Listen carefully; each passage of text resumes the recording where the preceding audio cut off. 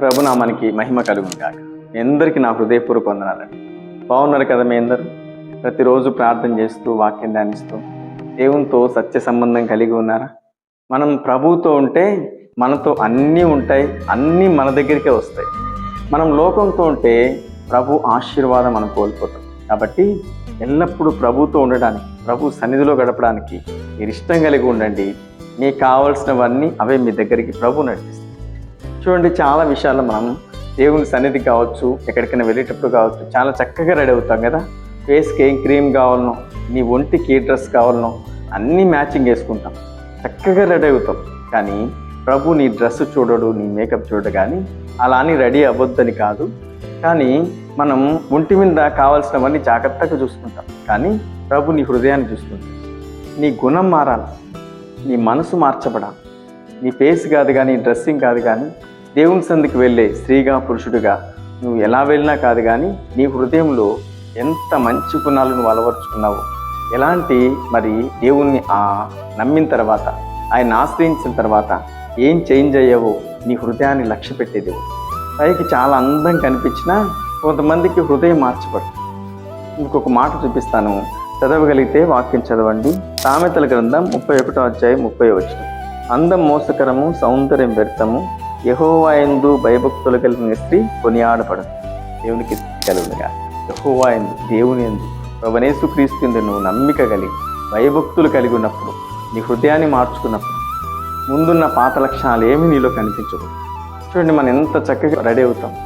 అలాగే మన హృదయాన్ని కూడా అందంగా అలంకరించుకోవాలన్న వాక్యం. చూడడానికి పైకి చాలా మంచిగా కనిపిస్తాం, కానీ హృదయంలో వాళ్ళ పాత స్వభావం మార్చబడదు, పాత లక్షణాలు మార్చబడవు. హృదయంలో తీసివేసుకోవలసినవన్నీ తీసివేసుకోరు, కానీ ఇంకా చేర్చుకుంటూ ఉంటాం. అలాంటప్పుడు ప్రభు నిన్ను ఎలా హెచ్చిస్తాడు, ఎలా దీవిస్తాడు, ఏం చేంజ్ అయ్యావని నిన్ను దీవించాలి ప్రభు. చూడండి, అబ్షలోము చాలా అందం కలిగిన వాడని బైబిల్ రాయబడింది. చూడ్డానికి చక్కని రూపం అట. అటువంటి అందం ఆ రోజుల్లో చాలా అరుదుగా ఉండేదట. చక్కని హెయిర్, చక్కని ఫేస్ కట్టు, చూడ్డానికి చాలా అందంగా ఉంటాడంట అబ్షలోము. కానీ హృదయం చాలా చెడ్డది, చాలా కుట్ర కలిగినది, చాలా ఎత్తుకు పై ఎత్తేసేది.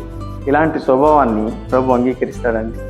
అలాంటి స్వభావం నీలో, నాలో, ఎవ్వరిలో ఉన్నా ప్రభు నిన్ను దీవించడానికి, హెచ్చించడానికి అస్సలు ఇష్టపడు.